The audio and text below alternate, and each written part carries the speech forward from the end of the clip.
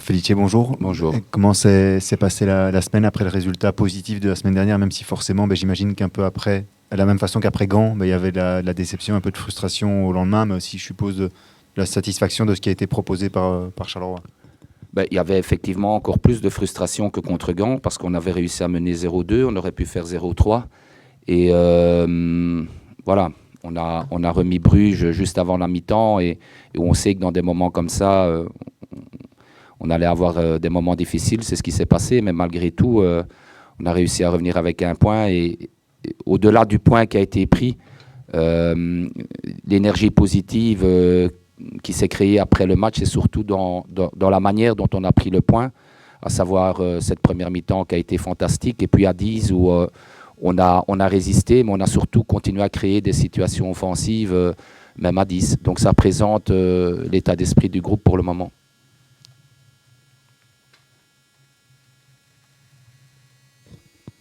C'est un nouveau gros morceau demain, forcément une nouvelle fois un peu particulier pour toi. À quel genre de match et d'adversaire tu t'attends, sachant que c'est probablement finalement l'équipe que tu connais le mieux avec Anderlecht dans le championnat?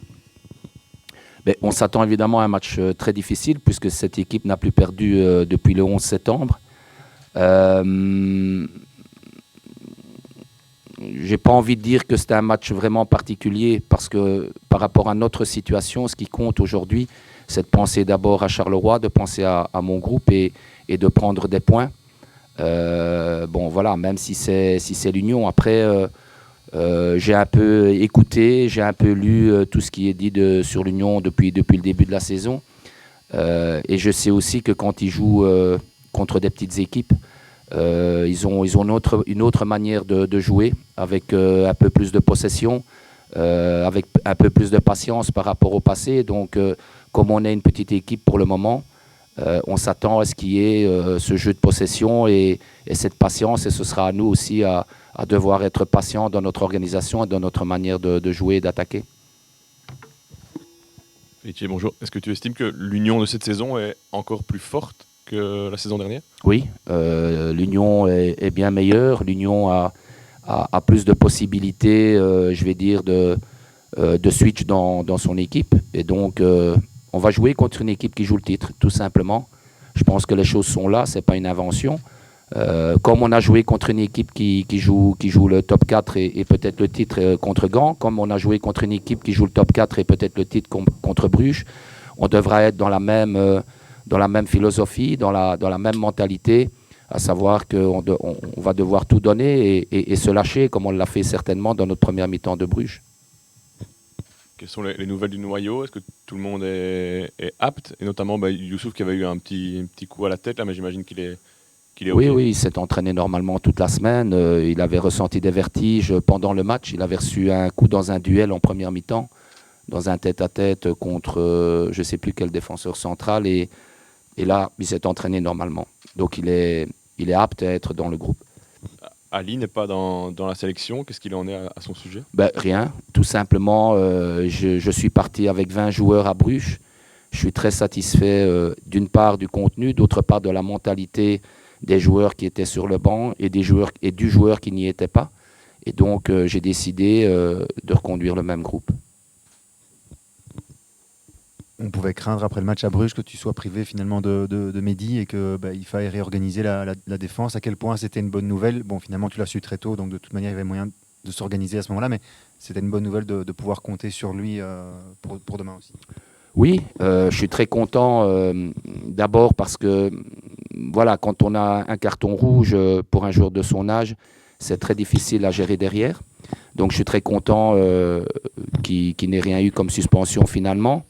Après, son geste finalement, sans l'excuser et sans lui dire et sans vous dire que c'est le geste qu'il devait faire, nous a quand même permis de rester dans le match nul.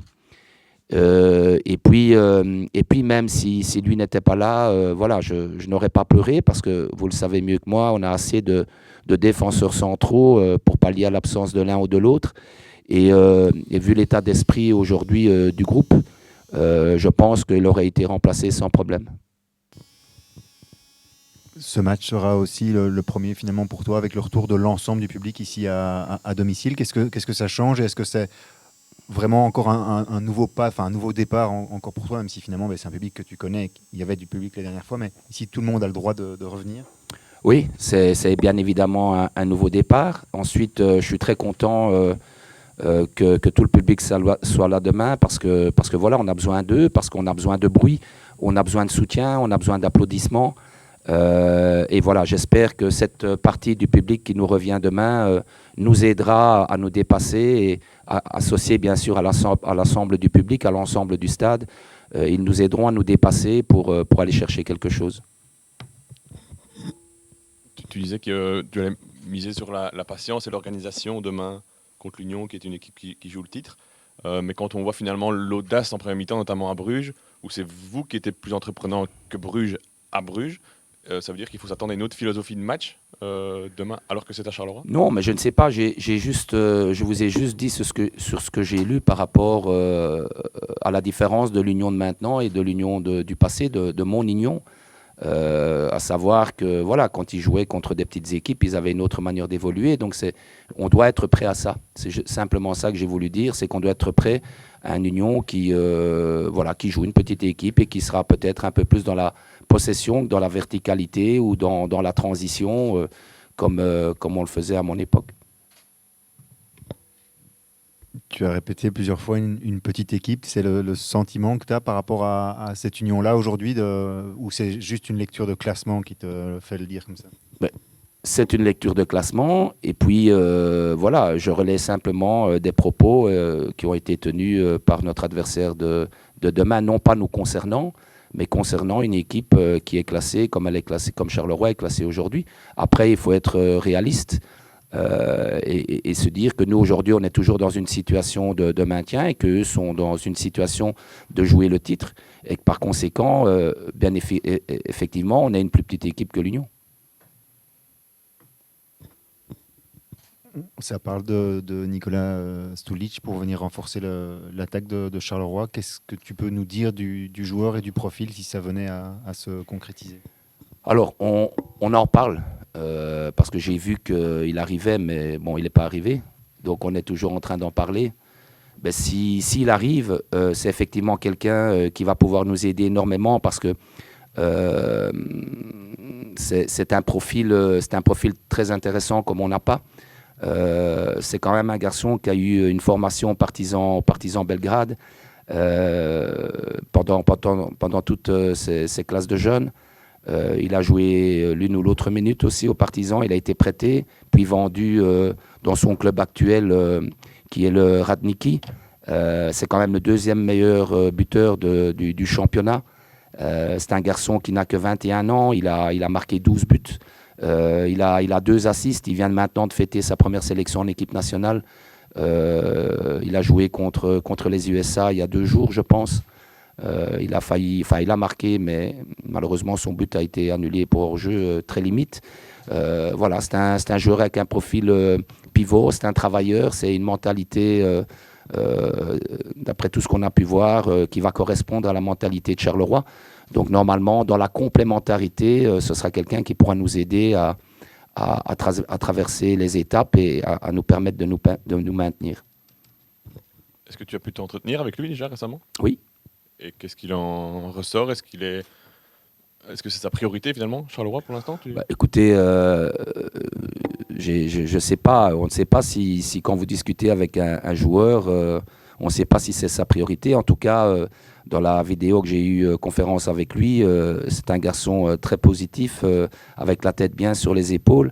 Et vous savez, quand vous jouez dans ces championnats-là, je pense que ce sont des championnats qui vous durcissent, qui vous font très vite devenir un homme. Et voilà, après c'est à lui à faire son choix si Charleroi reste une priorité pour lui. Pour nous, c'en est une en tout cas. Nadir Benbouli s'est fait opérer cette semaine. Comment va-t-il? Dans quel état d'esprit il est? C'est aussi, j'imagine, une période difficile pour lui puisqu'il, quelques mois après son arrivée en Europe, il subit cette blessure assez grave. Il est dans un état, je pense, assez positif parce que d'une part, tout s'est bien passé. Ensuite, parce que le club fait tout pour le prendre en charge, pour qu'il soit dans les meilleures conditions possibles. D'une part, quand il a été emmené pour son opération, d'autre part pour sa revalidation. Donc je pense que tout est fait et tout est mis en œuvre comme Charleroi l'a toujours fait avec tout le monde pour que le garçon soit bien. Maintenant, on sait tous que psychologiquement, mentalement, c'est pas évident pour lui, mais je pense que toutes les personnes qui l'entourent, ses coéquipiers et la direction du club et le club font tout pour qu'il se sente bien.